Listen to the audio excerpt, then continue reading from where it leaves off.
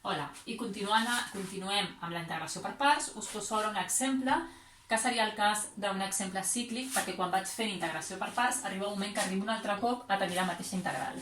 I a veure com ho hem de fer. Està clar que és integració per parts, tinc una exponencial, una funció trigonomètrica, no tenen res a veure una amb l'altra, i per tant no em queda més remei que resoldre aquesta integral per parts. Realment és igual aquí a el que li dieu u i d dv, el que vosaltres vulgueu. Si voleu, u és sinus de x i d dv e elevat a x. La veritat és que és fàcil tant derivar com integrar el sinus i el mateix amb l'exponencial, per tant és igual. Ara aquí la derivada de u, la derivada del sinus és el cosinus, i aquí el que fem és buscar la v i per tant integrem, i la integral de e elevat a x és ella mateixa. I per tant anem a la fórmula i tenim u per v menys la integral de v diferencial de u. I ara què hem de fer? Què ho faré allà? Doncs faig aquesta integral d'aquí, és a dir, ara aquesta integral la faig aquí. Per tant, hem de fer la integral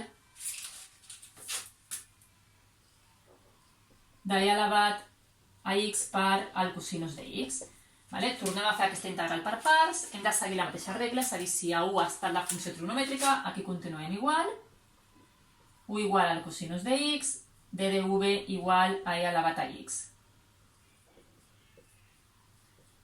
Per tant, la derivada del cosinus és menys el sinus i la integral torna a ser ella mateixa. I per tant aquí faríem u per v, és a dir, aquesta per aquesta, e elevat a x per el cosinus de x, menys la integral de v per diferencial de u, que amb el negatiu quedaria un més.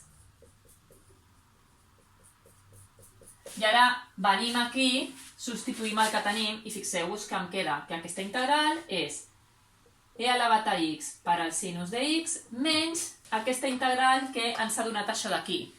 Per tant, menys e elevat a x per al cosinus de x menys la integral de e elevat a x sinus de x d dx. Aleshores, fixeu-vos que jo tenia aquesta integral d'aquí i aquí m'ha tornat a sortir exactament la mateixa integral. Per això diem que són integrals cícliques. Però ara ja m'he acabat, perquè fixeu-vos, això jo li diré a, que és el mateix que aquí, que és la meva incògnita, perquè jo estava buscant realment el que era aquesta integral, i llavors jo tinc que a, que era la meva integral, és igual a e elevat a x per al sinus de x menys e elevat a x per al cosinus de x menys a. I ara és com resoldre aquesta equació, és a dir, aquesta incògnita la passo a l'altra banda, que fixeu-vos que com és negativa passaria aquí positiva i a més a seria 2a.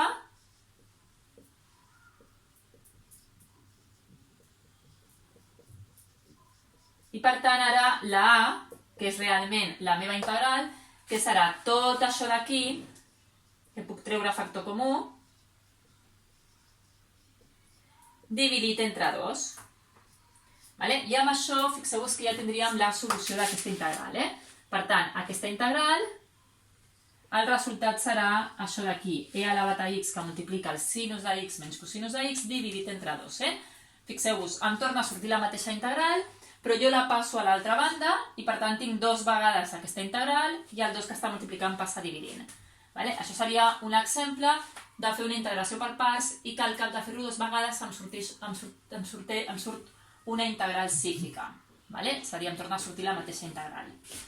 I ara sí que ja us posaré exercicis en el Classroom perquè aneu treballant aquest tipus d'integració per parts. Si teniu algun dubte, com sempre, doncs em contesteu pel Classroom o per mail, qualsevol cosa que tingueu.